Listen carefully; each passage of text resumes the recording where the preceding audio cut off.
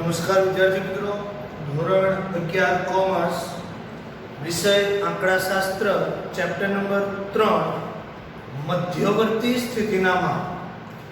આ મધ્યવર્તી સ્થિતિના માપની અંદર આપણે 3 પ્રકારના મધ્યક શીખ્યા. એક સમાંતર મધ્યક, બીજો મિશ્ર મધ્યક અને ત્રીજો ભારિત મધ્યક. હવે આજે આપણે મધ્યકનો છેલ્લો પ્રકાર જેનું નામ છે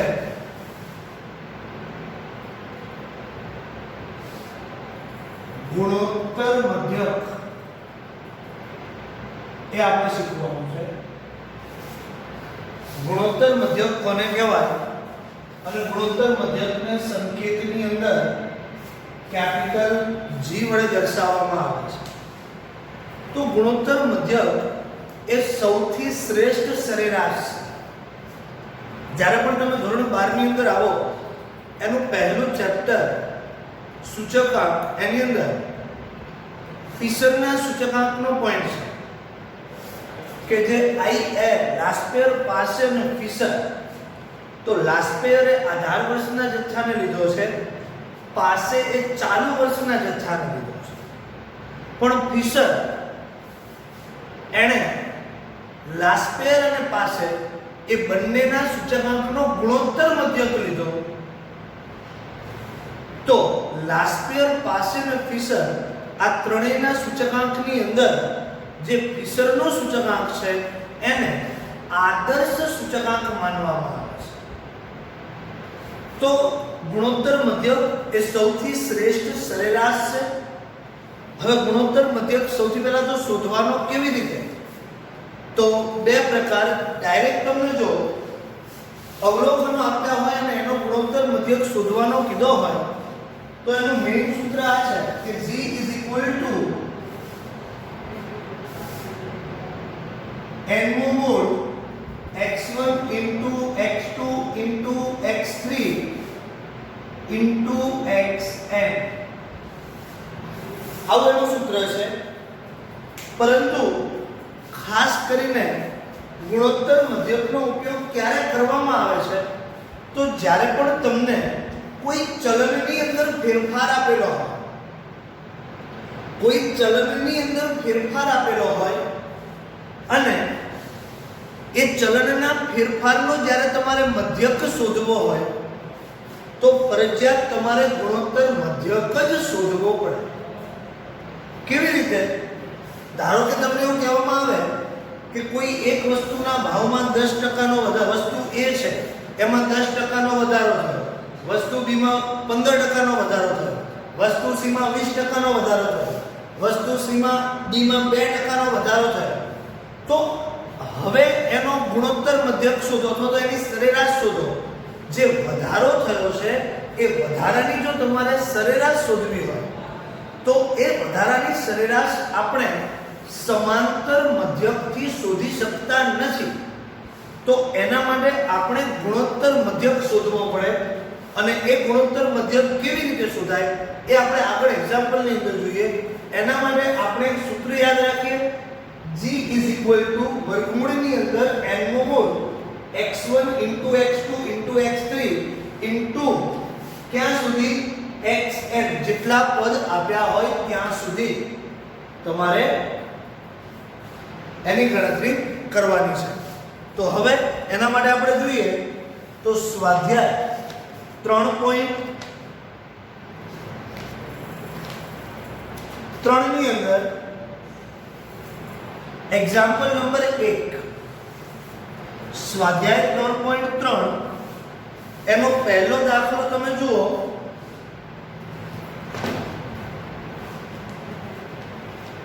તો એની અંદર એવું આપ્યું છે કે નીચેની માહિતીને એક વર્ગના 8 વિદ્યાર્થીઓએ પાછલા મહિનામાં વાંચેલા પુસ્તકોની સંખ્યા દર્શાવે છે.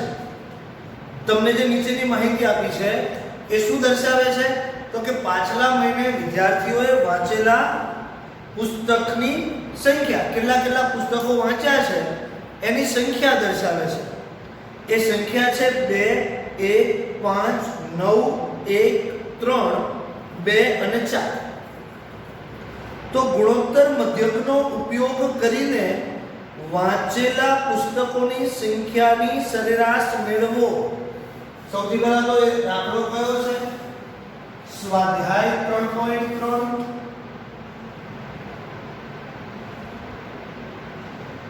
એનો એક્ઝામ્પલ નંબર 1 ટેક્સ્ટબુક ની અંદર પેજ નંબર 84 નંબરના પેજ ઉપર તમને સ્વાધ્યાય આપેલું છે. હવે સૌથી પહેલા આપણે લખીએ એના અવલોકનો કયા છે. અહીંયા મને ડાયરેક્ટ x1 અને x2 આપ્યા છે અને તમે ધ્યાનથી રકમને વાંચો, તમને સરેરાશ શોધવાની કીધી છે. સરેરાશનો મતલબ મધ્યક જ થાય, પરંતુ કઈ પદ્ધતિથી? તો ત્યાં તમને સ્પષ્ટ કીધું છે ગુણોત્તર મધ્યકનો ઉપયોગ કરીને વાંચેલા પુસ્તકોની સંખ્યાની સરેરાશ મેળવો.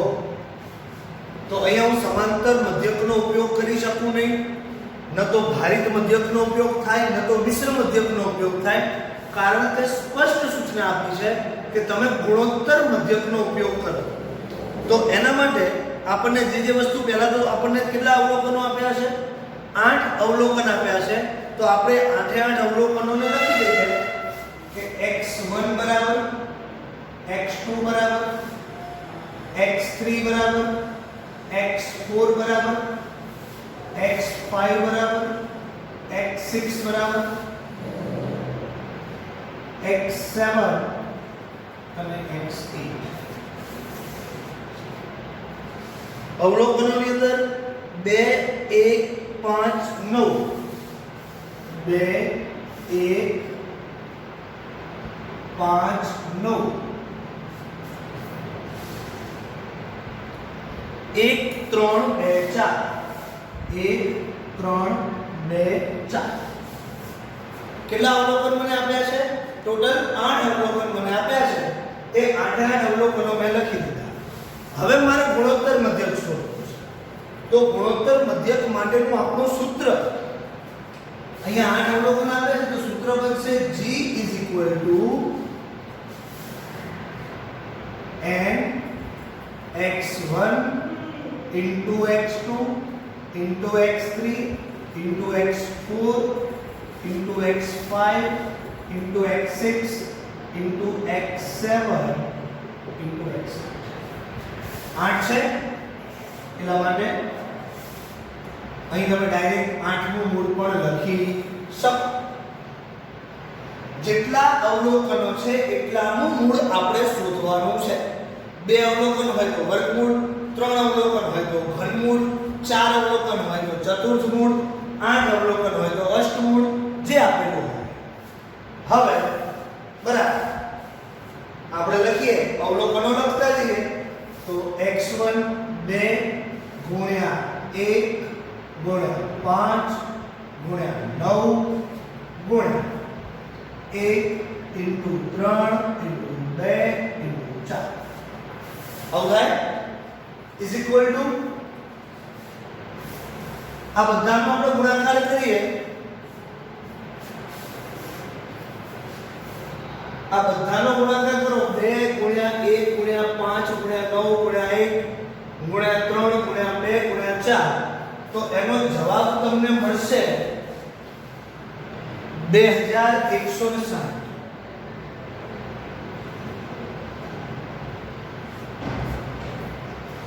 જવાબ મળે છે 2160. હવે 2160 નું અષ્ટમૂળ મારે કાઢવું છે. શું કાઢવું છે? અષ્ટમૂળ કાઢવું છે. તો અષ્ટમૂળ કેવી રીતે નીકળે? હવે એના માટે ધ્યાન રાખજો, જ્યારે પણ તમારે કોઈનું વર્ગમૂળ કાઢવું હોય તો કેલ્ક્યુલેટર ની અંદર વર્ગમૂળ એક વખત દબાવો. કેટલી વખત? એક વખત. જ્યારે તમારે ચતુર્થમૂળ કાઢવું હોય તો વર્ગમૂળ 2 વખત, અને જ્યારે અષ્ટમૂળ કાઢવું હોય આ એનું શોર્ટકટ છે. કે કોઈ પણ સંખ્યા છે એનું તમે જો પહેલી વખત વર્ગમૂળ દબાવશો તો એનો વર્ગ મળશે, એનું ચતુર્થમૂળ નીકળશે, પછી એનો વર્ગ મળશે અને પછી એનું વર્ગમૂળ મળશે. તો અહીંયા અષ્ટમૂળ કાઢવા માટે 2160 જે છે એનું તમે 3 વખત વર્ગમૂળ દબાવો તમારા કેલ્સીની અંદર તો શું મળશે? સૌથી પહેલા તો ડાયરેક્ટ આપણે જવાબ લખવાનો છે. 2160 લખી અને 3 વખત તમે વર્ગમૂળની નિશાની દબાવશો તો એનો જવાબ મળશે 2.61. પણ શું? પુસ્તકો. તો અહીંયા હું લખી શકું તેથી વાંચેલા પુસ્તકોની સંખ્યાનો મતલબ 2.61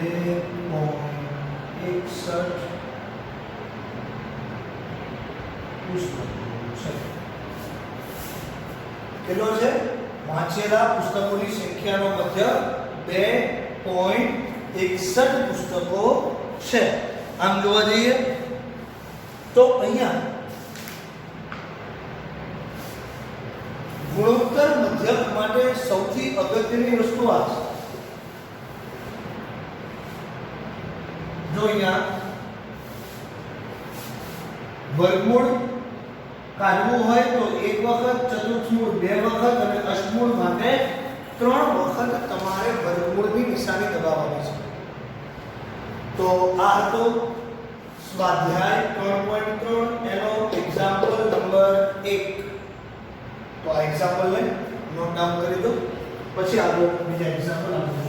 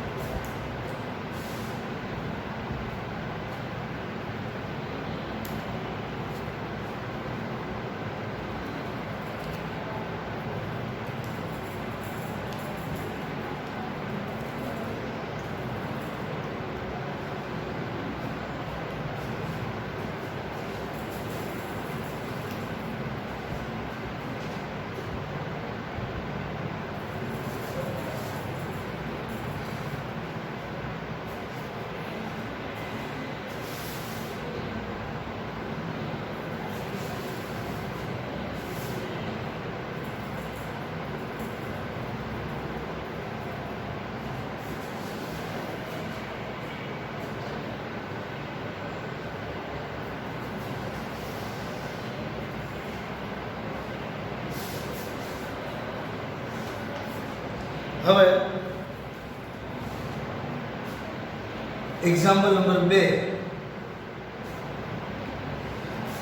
એક મશીનની કિંમતમાં તેના પહેલા 4 વર્ષમાં અનુક્રમે 10%, 7%, 5% અને 2%ના દરે ઘસારો ગણવામાં આવે છે. તો ઘસારાની સરેરાશ યોગ્ય રીતે શોધો. જો મિત્રો, જ્યારે પણ આપણી કોઈ પણ મિલકત પર ઘસારો ગણવામાં આવે તો આપણી મિલકતની કિંમત ઘટે છે. મિલકતની કિંમત ઘટે ક્યારે? જ્યારે આપણી મિલકત પર ઘસારો ગણવામાં આવે. તમે ધોરણ 11 ની અંદર કોમર્સની અંદર એક ઘસારા નામનું ચેપ્ટર ભણશો. અકાઉન્ટ વિષયની અંદર ઘસારા નામનું ચેપ્ટર આવે છે. 2 પ્રકારની રીતે ઘસારા ગણી શકાય. એક સીધેલીટીની પદ્ધતિ અને બીજી છે ઘટતી જતી બાકીની પદ્ધતિ. આ બંને પદ્ધતિઓ પ્રમાણે તમે જ્યારે ઘસારો ગણો છો, બંનેમાંથી કોઈ પણ એક પદ્ધતિ તમે ત્યાં એપ્લાય કરી શકો. હવે ઘસારો ગણવાથી મારી મિલકતની કિંમત ક્રમશઃ ઘટતી જાય છે. તો અહીંયા આપણે જોઈએ કે એક મશીનરી છે, એની કિંમતમાં પહેલા 4 વર્ષની અંદર પહેલા વર્ષે આપણે 10% ઘસારો ગણ્યો. પહેલા વર્ષે આપણે 10% ઘસારો ગણ્યો છે તો એની કિંમત કેટલી થઈ જશે? 90. જુઓ, આના માટે યાદ રાખવાનું છે તમારે કે જ્યારે પણ વધારો થતો હોય તો એને 100 ની અંદર પ્લસ કરવાનો, અને જ્યારે ઘટાડો થતો હોય ત્યારે તમારે એને 100 માંથી માઈનસ કરવાનો. કોના માટે? તો કે અવલોકન x મેળવવા માટે. જ્યારે પણ તમને આ રીતે અહીંયા તમે જુઓ ટકાવારી ફેરફાર છે, જ્યારે પણ આવો ચલની અંદર ટકાવારી ફેરફાર દર્શાવવો હોય અથવા તો એની સરેરાશ શોધવી હોય ત્યારે જો ટકાવારી વધારો થતો હોય તો અવલોકન માટે એ ટકાવારી વધારાને 100 ની અંદર પ્લસ કરવાના છે, અને જ્યારે એમાં ઘટાડો થતો હોય તો એ જ ટકાવારી ફેરફારને આપણે 100 માંથી બાદ કરવાના છે. તો અહીંયા આપણે જોઈએ છે કે ઘસારો ગણવાથી આપણી મિલકતની કિંમતમાં શું થાય છે? ઘટાડો થાય છે. તો જો ઘટાડો થતો હોય તો મારે શું કરવું પડે? 100 માંથી બાદ. તો પહેલા વર્ષે આપણે એક રકમ તમે પહેલા ધ્યાનથી વાંચો. સ્વાધ્યાય 3.3 એનો એક્ઝામ્પલ નંબર 2 કે એક મશીનરીની કિંમતમાં તેના પહેલા 4 વર્ષમાં અનુક્રમે 10%, 7%, 5% અને 2% ના દરે ઘસારો ગણવામાં આવે તો ઘસારાની સરેરાશ યોગ્ય રીતે શોધો. જુઓ, અહીંયા સરેરાશ કીધું છે અને પાછો ક્યાંય ગુણોત્તર મધ્યકનો ઉલ્લેખ કરેલો નથી. તમને શું કીધું છે? યોગ્ય રીતે. તો યોગ્ય રીત કઈ? આપણી યોગ્ય રીત કઈ? તો જ્યારે પણ ટકાવારી ફેરફાર આપેલો હોય અને એની આપણે સરેરાશ શોધવી હોય તો ટકાવારી ફેરફારની સરેરાશ શોધવા માટેની યોગ્ય રીત માત્ર એક જ છે. કઈ? ગુણોત્તર મધ્યક. તો હવે ગુણોત્તર મધ્યકની અંદર આપણે જોઈએ, સૌથી પહેલા 10% આપ્યા છે ઘસારો, તો મારો x1 બનશે. જુઓ, ઘસારો ગણવાથી મિલકતની કિંમત ઘટે છે એટલે મારે બાદ કરવાના છે. તો 100 - 10 બરાબર 90. ચલો, બીજા વર્ષે કેટલા ટકાનો ઘટાડો છે? 7%. તો x2 બરાબર 100 - 7 બરાબર 3. એવી જ રીતે ત્રીજું વર્ષ, એની અંદર 5%નો ઘટાડો, તો x3 બરાબર 100 - 5 બરાબર 55 અને x4 બરાબર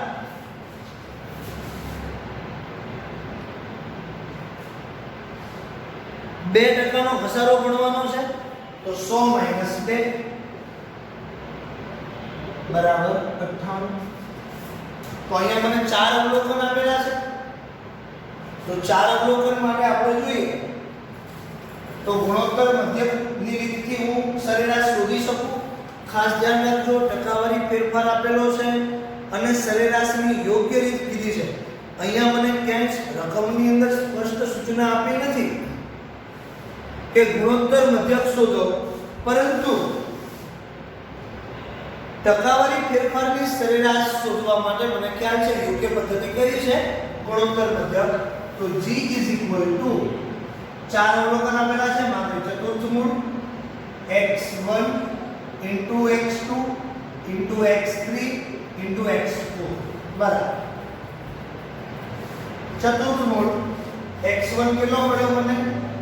90 ગુણ્યા x2 3 ગુણ્યા 95 ગુણ્યા 58 બરાબર ચતુર્થ.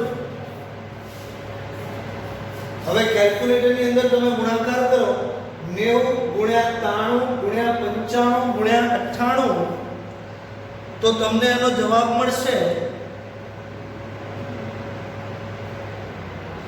77 92 47 00 આટલો ગુણાકાર થશે. આ 90 ગુણ્યા 93 ગુણ્યા 95 ગુણ્યા 98 કરો તો એનો જવાબ મળશે 77 92 47 00. અને હવે ચતુર્થ મૂળ શોધવાનું છે. તો ચતુર્થ મૂળ શોધવા માટે આપણે બે જ વખત વર્ગમૂળ દબાવવાનું છે. તો આ બે વખત તમે વર્ગમૂળ દબાવશો તો તમને જવાબ મળશે 93.95.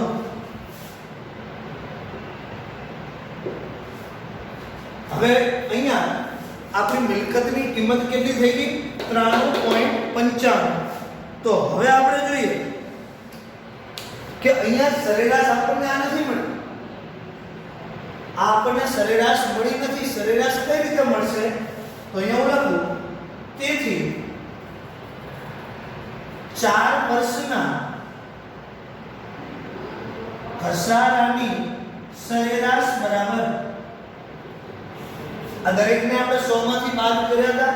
તો અહીંયા 100 માઈનસ કેટલી કિંમત મળી અત્યારે?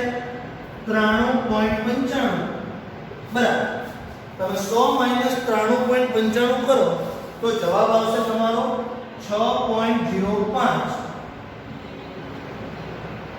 6.05%. અહીંયા મેં જે ઘસારો તમને આપેલો છે, કયો ઘસારો આપ્યો છે? 10%, 5%, 7%, 2%. એની ગુણોત્તર મધ્યકની રીતે સરેરાશ આપણે ગોતી તો એ સરેરાશ આવે છે 6.05%. જુઓ અહીંયા જ્યારે પણ ટકાવારી ફેરફાર આવે છે ત્યારે જે કિંમત અહીંયા મળી તમને, જો આ કિંમત 100 કરતા નાની હોય તો 100 માંથી એને બાદ કરવાની છે, અને જો 100 કરતા મોટી હોય તો આ કિંમતમાંથી 100 ને બાદ કરવાના છે. એ રીતે તમને ટકાવારી ફેરફાર તમને મળશે. અહીંયા 4 વર્ષની પદ્ધતિથી હવે 4 વર્ષની ઘસારાની સરેરાશ આપણને કેટલી મળે છે? 6.05%. તો આ તો તમારો સ્વાધ્યાય 3.2 એનો એક્ઝામ્પલ નંબર 2. હવે જે ત્રીજો દાખલો છે એના ઉપર ખાલી એકવાર નજર કરીએ તો એક ટેક્સીએ સોમવારે 15 કિલોમીટર અને મંગળવારે 254 કિલોમીટરનો પ્રવાસ કર્યો છે. તો આ 2 દિવસમાં પ્રવાસ કરેલ અંતરની સરેરાશ ગુણોત્તર મધ્યકનો ઉપયોગ કરીને શોધો. તો અહીંયા શું થશે? x1 તમારો 15 અને x2 કેટલો બની જાય? 254. અને ગુણાકાર માટે ગુણોત્તર મધ્યક માટેનું સૂત્ર g માત્ર વર્ગમૂળની અંદર x1 * x2. તો બંનેનો ગુણાકાર કરી અને વર્ગમૂળ શોધવાનું છે. એટલે માત્ર એક જ વખત વર્ગમૂળની નિશાની દબાવશો તો તમને એનો જવાબ મળી જશે. તો સ્વાધ્યાય 3.3 જે છે એનો એક્ઝામ્પલ નંબર 3 એ તમારા હોમવર્કની અંદર છે. અને અહીંયા સ્વાધ્યાય 3.3 એનો બીજો દાખલો આપણે ભણેલો છે, એ નોટ ડાઉન કરી.